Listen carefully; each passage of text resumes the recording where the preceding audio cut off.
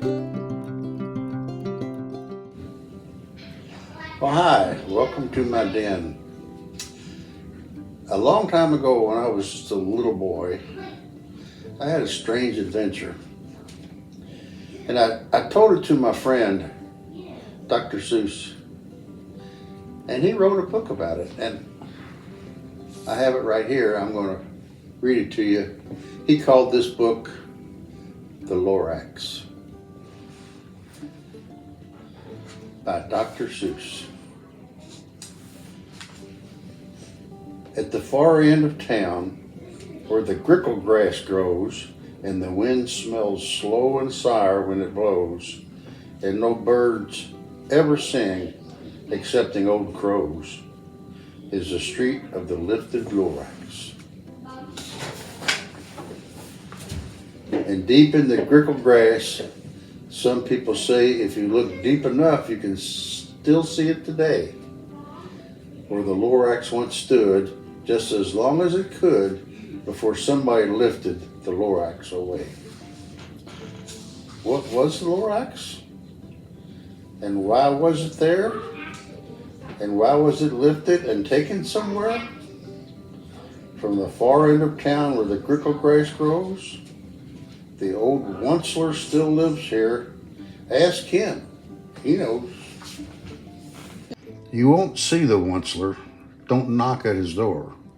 He stays in his lurkum on top of his store. He lurks in his lurkum, cold under the roof, where he makes his own clothes out of muffled moof. And on special dank midnights in August, he peeks out of his shutters, and sometimes he speaks and tells how the Lorax was lifted away. He'd tell you, perhaps, if you're willing to pay. On the end of a rope, he lets down a tin pail, and you have to toss down 15 cents and a nail, and the shell of a great-great-great-grandfather snail.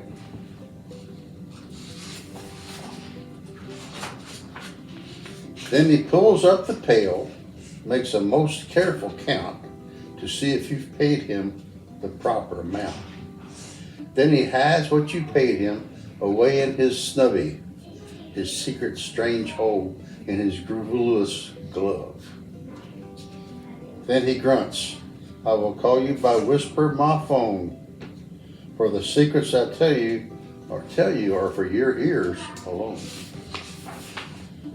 Slup, down slups the whisper my phone to your ear, and the old Onceler's whispers are not very clear, since they have to come down through a snurgly hose, and he sounds as if he had smallish bees up his nose. Now I'll tell you, he says, with his teeth sounding gray, how the Lorax got lifted and taken away. It all started way back, such a long, long time back. Way back in the days when the grass was still green, and the pond was still wet, and the clouds were still clean. And the song of the Swami swans rang out in space. One morning I came to this glorious place, and I first saw the trees, the truffula trees, the bright-colored tufts of the truffula trees, mile after mile in the fresh morning breeze. And under the trees I saw brown barbaloots fishing about in their barbaloot suits as they played in the shade and ate truffula fruits. From the rippleless pond came the comfortable sound of the humming fish humming while splashing around. But those trees, those truffula trees, all my life I'd been searching for trees such as these. The touch of their tufts was much softer than silk, and they had the sweet smell of fresh butterfly milk. I felt a great leaping of joy in my heart. I knew just what I'd do. I unloaded my cart. In no time at all, I had built a small shop Then I chopped down a truffle tree with one chop, and with great skillful skill and with great speedy speed, I took the soft tuft and I knitted a thneed.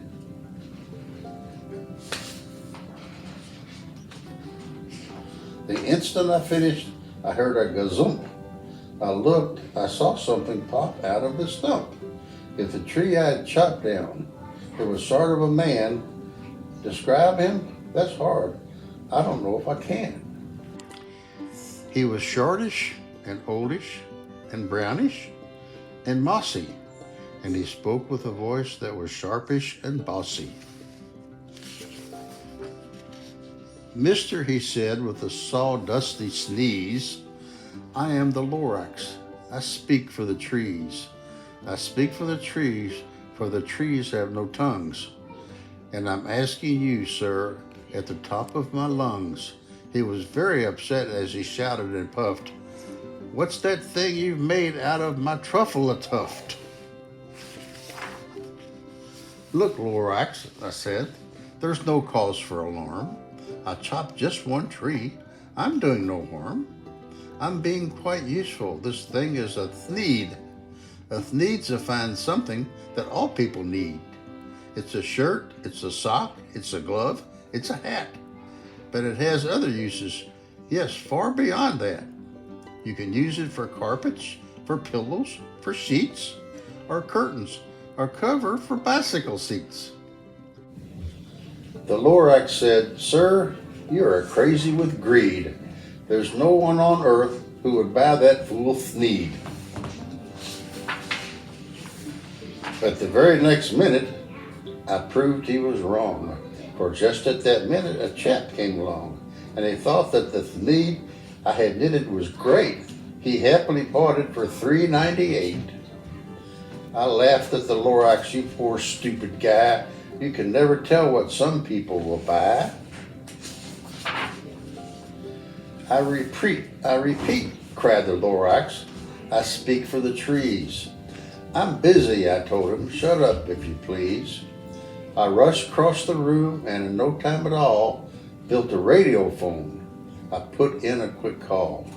I called all my brothers and uncles and aunts and I said, listen here. Here's a wonderful chance for the whole Onceler family to get mighty rich. Get over here fast. Take the road to the north niche. Turn left at Weehawken, sharp right at South Stitch. And in no time at all, in the factory I built, the whole Onceler family was working full tilt. We were all knitting thneeds, just as busy as bees, to the sound of the chopping of truffle trees.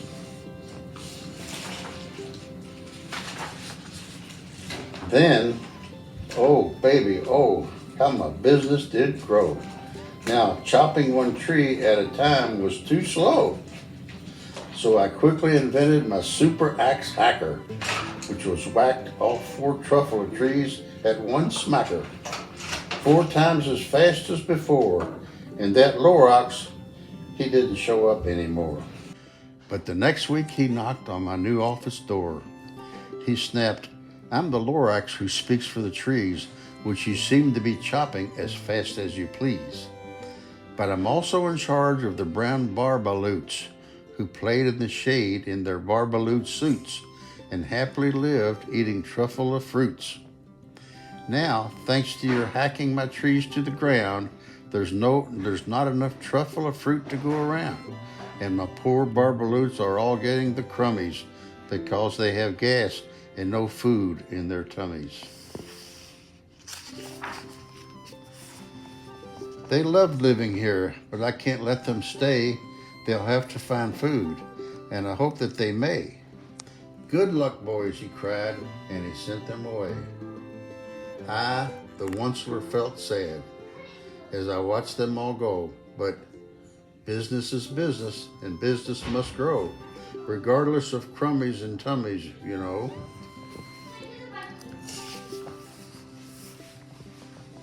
I meant no harm, I most surely did not. But I had to grow bigger, so bigger I got. I biggered my factory, I biggered my roads, I biggered my wagons, I biggered the loads. Of the needs I shipped out, I was shipping them forth to the south, to the east, to the west, to the north. I went right on biggering, selling more needs, and I biggered my money, which everyone needs.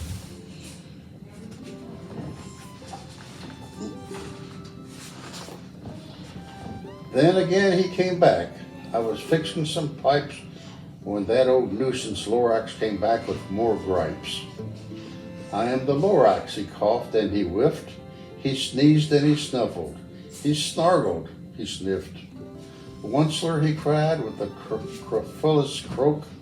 Onceler, you're making such a smogulous smoke. My poor swami swans, well, they can't sing a note. No one can sing who has smog in his throat. And so, said the Lorax, please pardon my cough. They cannot live here, so I'm sending them off. Where will they go? I don't hopefully know. They may have to fly for a month or a year to escape from the smog you've smogged up around here. What's more, snapped the Lorax, his dander was up. Let me say a few words about the gluppity-glop. Your machinery chugs on day and night without stop, making gluppity-glup, also sloppity-slop. And what do you do with this leftover goo? I'll show you, you dirty old Onceler man, you. You're glumping the pond with the humming fish hummed. No more can they hum, for their gills are all gummed. So I'm sending them off. Oh, their future is dreary.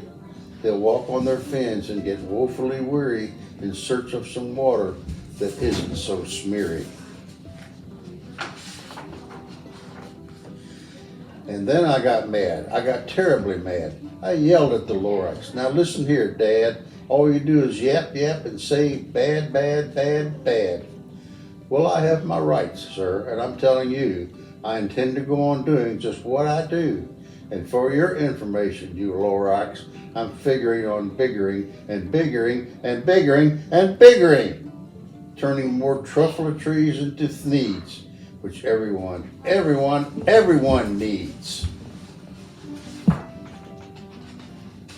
And at that very moment, we heard a loud whack. From outside in the fields came a sickening smack of an axe on a tree. Then we heard a tree fall, the very last truffle tree of them all. No more trees, no more needs, no more work to be done. So in no time, my uncles and aunts, every one, all waved me goodbye. They jumped into my cars and drove away under the smoke and smuggered stars. Now all that was left neath this bad-smelling sky was my big empty factory, the Lorax, and I. The Lorax said nothing, just gave me a glance, just gave me a very sad, sad backward glance as he lifted himself by the seat of his pants. And I'll never forget the grim look on his face when he hoisted himself and took leave of this place, through a hole in the smog without leaving a trace. And all that the Lorax left here in this mess was a small pile of rocks with the one word, unless. Whatever that meant, well, I just couldn't guess. That was a long, long ago, but each day since that day, I've sat here and worried away. Through the years, while my buildings had fallen apart, I've worried about with all my heart.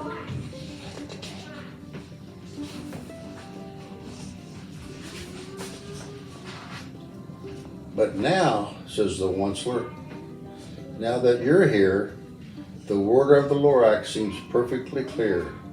Unless someone like you cares a whole awful lot, nothing is going to get better. It's not. So, catch, calls the Onceler. He lets something fall. It's a truffle seed. It's the last one of all. You're in charge of the last of the truffula seeds, and truffula trees are what everyone eats. Plant a new truffula, treat it with care, give it clean water, and feed it fresh air. Grow a forest, protect it from axes that hack.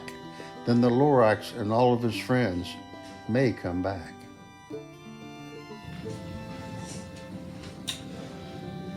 So I still have that truffula seed. It's very small, but you can't plant a truffula seed unless the air is clean. This is the truffula seed. It's going to have to plant outside in clean air, and I have to take very good care of it because from this one seed, we need to make a big forest. And unless someone like you cares a lot, nothing is going to get better. It's not. So let's take care of our world. Thank you.